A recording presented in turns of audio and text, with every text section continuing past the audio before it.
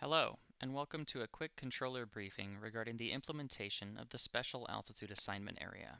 The Special Altitude Assignment Area is an area within some of our center sectors where altitude for direction of flight rules are being amended to follow some real-world conventions which are unique to southern Florida and require significant changes to our current standard operating procedures. Implementation of the Special Altitude Assignment Area rules will affect clearance delivery positions at Miami, Fort Lauderdale, Palm Beach, and their satellite fields, as well as large-scale changes to Miami Center positions. All the changes discussed in these briefings are based on SOPs which will take effect simultaneously at the start of the new year, January 1st, 2021.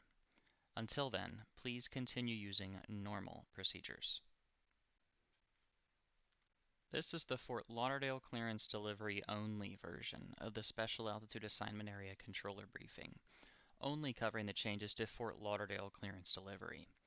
These changes will also affect Palm Beach, but they will be dealt with upon the completion and release of a new Palm Beach SOP. Focusing on Fort Lauderdale delivery, here are the things you'll need to get familiar with. A reformatted standalone SOP has been created for Fort Lauderdale, just like the SOP we have for Tampa. In that new SOP, you will find new PDAR routing for departures to Jacksonville and Atlanta. You will see them in the SOP when it is finalized and released.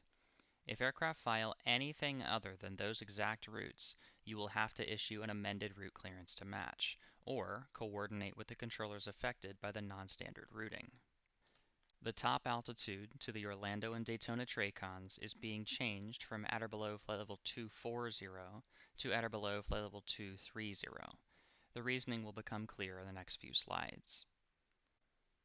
You have been trained to use SkyVector to find the magnetic heading from an aircraft's origin airport, like Fort Lauderdale, to their destination airport, ignoring any routing. For example, the Detroit Metro Airport is a 358 heading from Fort Lauderdale, meaning you were trained to assign them even altitudes. From any minor airports within the Miami and Palm Beach approach controls, departures northbound over land will be assigned cruise altitudes based not on the magnetic heading to their destination, but based on their SID, or valid departure fix.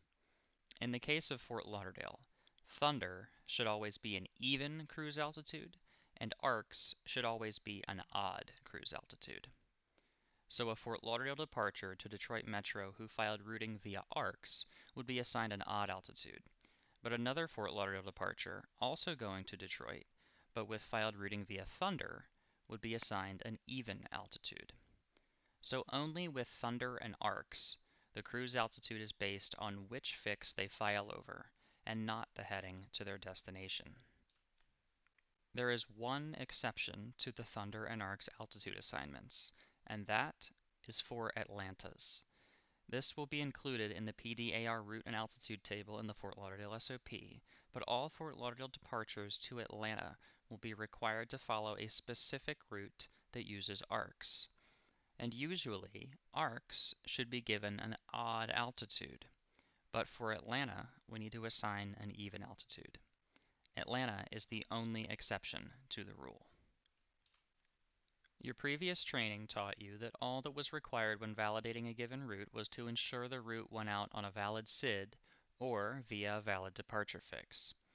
Now, for aircraft leaving Miami Center via Thunder or ARCS, there are additional routing requirements.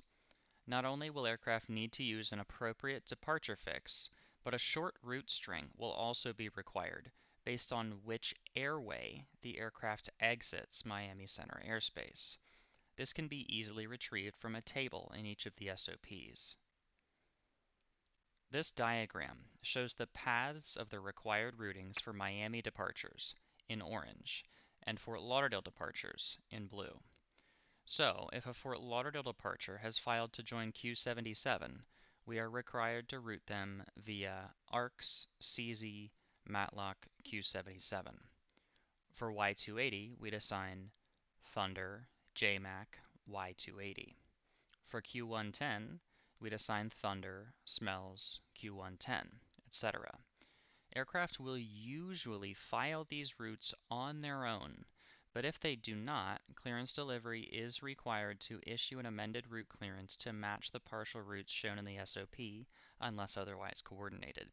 And again, this only applies to Thunder and ARCs. Other departure fixes are handled in the normal way.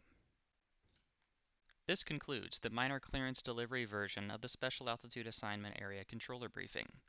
Remember, only apply these changes starting on January 1st, 2021. If anything from this video briefing or the provided briefing sheet does not make sense, please reach out on TeamSpeak, via email, or through the vZMA Discord to any trainer who should be able to clear things up for you. Thank you.